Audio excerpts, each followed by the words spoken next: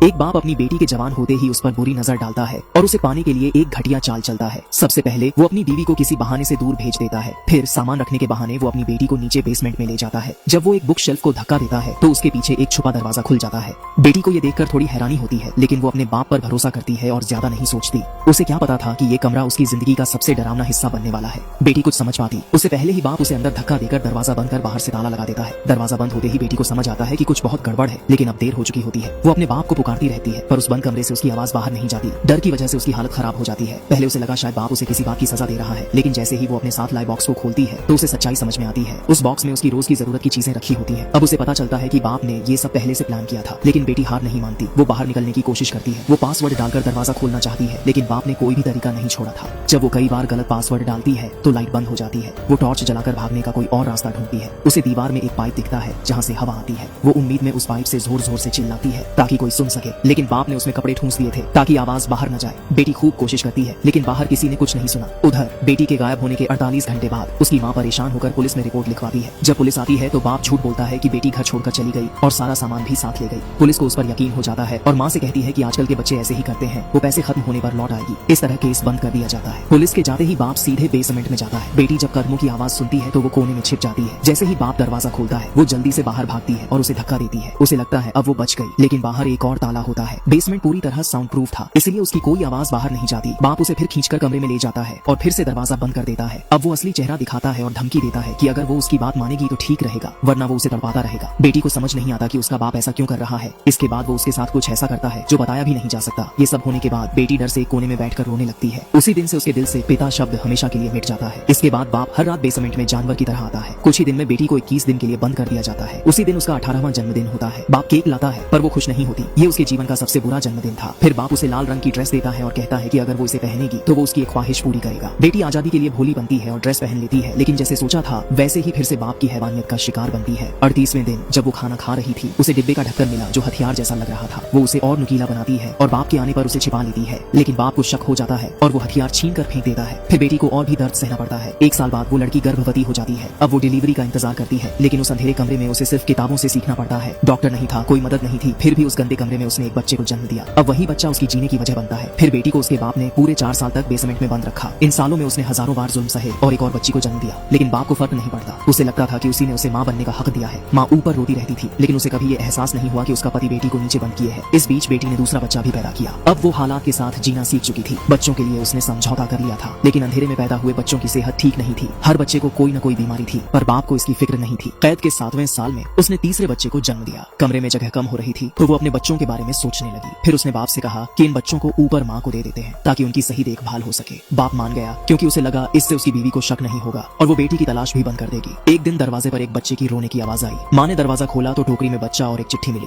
उसे पता चला कि उसकी बेटी जिंदा है तो वो राहत महसूस करती है, लेकिन टोकरी के नीचे छुपी मदद की चिट्ठी नहीं देती। जब बाप को वो चिट्ठी मिलती है तो वो गुस्से में बेसमेंट जाता है और फिर से बेटी को लाल ड्रेस देता है और फिर वही दर्द। अब 17 साल बीत चुके हैं। बेटी लीसा भी जवान हो गई थी। बाप उसे भी गंदी नजरों से देखने लगता है। माँ को ये देखकर डर लगता है और वो लीसा को खींचकर दूर कर देती है। उसे पता था कि ये आदमी कुछ भी कर सकता है। वो उसे धमकाती है कि अगर उसने कुछ किया तो वो उसे मार देगी। ये सुनकर बाप डर जाता है और जाते वक्त जानबूझकर घर की बिजली काट देता है। बेटी को बाप ने पूरे 18 साल तक बंद रखा था। इस बीच उसके 3 बच्चे हुए। बाद में बाप का काम ठप्प हो गया और अब वो बच्चों की जिम्मेदारी नहीं उठा पा रहा था। उसने सोचा इनसे छुटकारा पाने का एक तरीका अपनाए। उसने पाइप के जरिए कार के धुएं को बेसमेंट में भेजने की प्लानिंग की ताकि सबको मार सके, पर तभी उसका बेटा आ गया और उसका मन बदल गया। वो भागकर बेसमेंट गया और देखा कि बेटी और बच्चे दम घुटने से तड़प रहे थे। बेटी अपने बच्चे के लिए रोती रही कि उसे अस्पताल ले चलो, लेकिन बाप को डर था कि वो भाग जाएगी। बेटी ने कहा कि वो बेटे को छोड़ देगी, बस उसे बचा ले। बाप मान गया और लीसा को लेकर अस्पताल गया। वक्त पर इलाज मिलने से लीसा बच गई, लेकिन बेहोश थी। डॉक्टर ने जब नाम पूछा तो बाप से फॉर्म भरने को कहा। बेटी ने एक पुलिस वाले को देखा और मन में एक तरकीब आई। जब बाप फोन पर बात कर रहा था, बेटी ने जानबूझकर पानी गिरा दिया। बाप जैसे ही नया फॉर्म लेने गया, बेटी पुलिस वाले के पास जा पहुंची। बाप समझ गया कि कुछ गलत हो रहा है, लेकिन तब तक देर हो चुकी थी। वो भागने लगा, पर पुलिस ने उसे पकड़ लिया। आखिरकार बेटी 18 साल बाद आजाद हो गई और उसके बाप को सजा मिली। जब बच्चे बेसमेंट से बाहर आए तो माँ को यकीन ही नहीं हुआ कि इतने सालों से बस एक दीवार के उस पार बेटी कैद थी। सब कुछ ठीक होने के बाद बेटी को अपना प्यार मिला और उसने नई जिंदगी शुरू की। यहीं पर फिल्म खत्म होती है।